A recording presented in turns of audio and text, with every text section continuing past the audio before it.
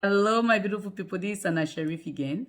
So today I want us to talk about the negative effect or the consequences of teenage pregnancy. Where we all know teenage pregnancy has been a major concern in our society, especially in our African community where talking about sex is a taboo to our children. Talking about sex is like a crime in our African culture. There are some family where who never ever has this type of discussion in their homes, but it is high time for us to start talking about it because we have seen how teenage pregnancy has affected our girl children a lot, because most often when these girls get pregnant, they are either shunned by their family or thrown out of the homes. So it is better to prevent issues like that from happening by talking to these children, educate them. In my view, I believe sex education begins from home. I've talked about this several times. It is our responsibility as parents to teach our children about sex education. We should not depend on the school system, because most often it is the school system who disappoint our children. Some of these teachers are the ones who sleep with these children. We all know that. So it is high time for us to talk about this. And we know most often what causes teenage pregnancy. Most times is because of low self-esteem, sometimes poverty, social economic status. Sometimes these are cultural beliefs also affect teenage pregnancy, affect our children. It destroys their future. So as African parents, we need to sit and talk about this issue.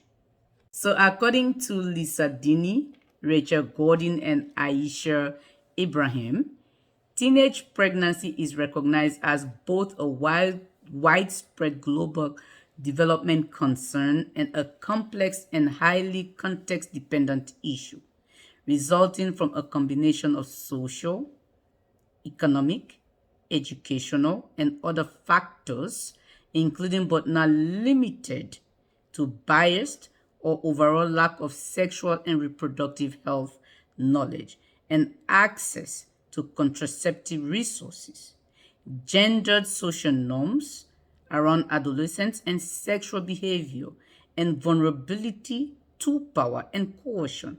Like I said, power is intoxicating, and most people abuse their power, especially our teachers. The teachers that we rely on, that school system that you rely on to educate your child about sex education, are most often the ones violating their basic human right, taking advantages of these girls because power is imbalanced. They have power over their students. I've already talked about this several times. Sex for grade. It's happening in most countries, African countries, where even professors are indulging in this type of behaviors. So as parent, we need to be able to have an open door policy where when your child starts seeing their period, they should come to you. Mom, dad, I started seeing my period. It is not only the women the girls can come to. We have single fathers right now raising their girl child. So as fathers, you need to have that open door policy where your child can come to you and say anything or everything to you. They should not rely on people out there. They should not rely on their teachers. They should rely on you as a parent to educate them. So what is teenage pregnancy? Teenage pregnancy is when a woman under the age of 20 gets pregnant.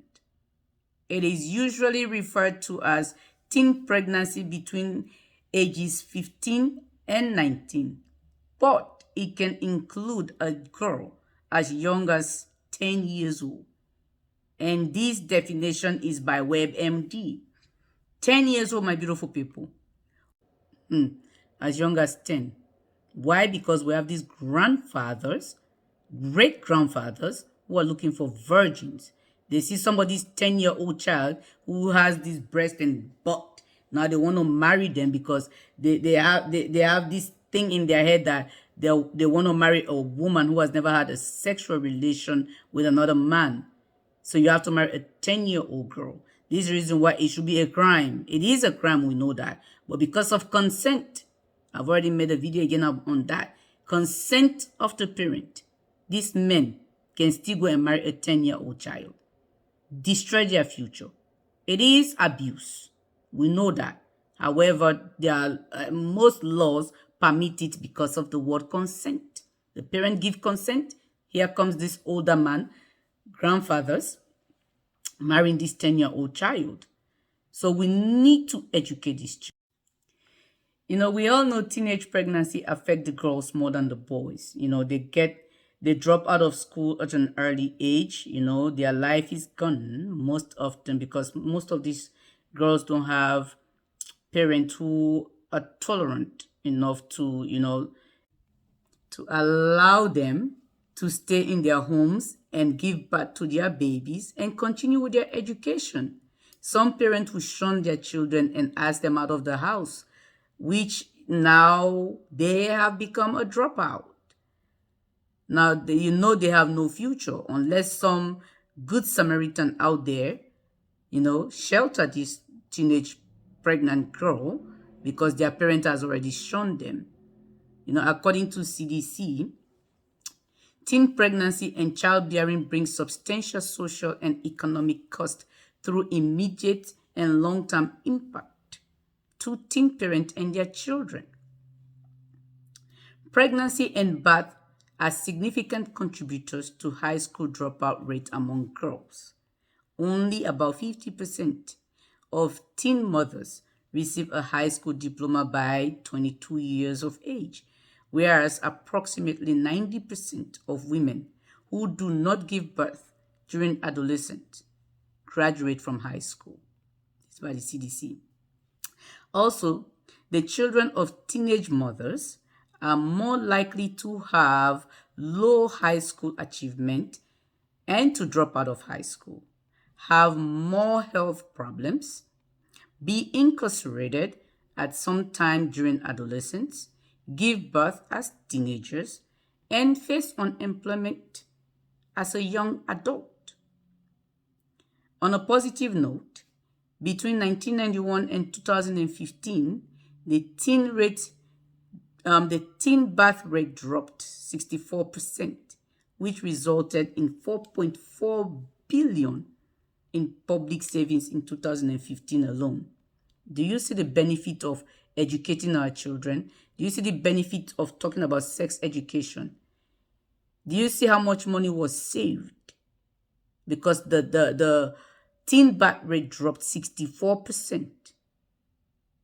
I believe it's due to parents talking to their children, using preventive measures, using contraceptive, using birth control.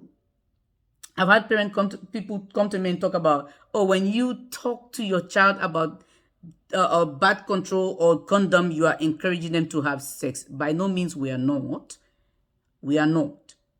We are trying to prevent the future of these children. We are trying to protect their basic human rights. We are trying for them to grow and finish school, be a productive member of their community. That is what we are trying to do. That is why we're talking about these issues. We need to educate our kids. We need to learn to have an open door policy. My advice here today is, let your child use birth control, your girl child, and let your boy child use condom. I've already told my son, like I said earlier on, go to CVS and buy the big box of condom when you start having sex.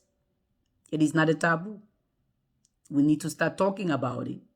It is not a curse, my people.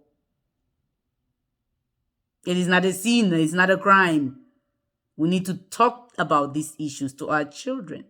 That is the only way we're going to have our children to become a good member of our society, of our community. Don't forget, the children are our future generations. So why ask them out? Why shun them? Encourage them. I'll continue to bless my mother because she was progressive enough to allow me to have my baby.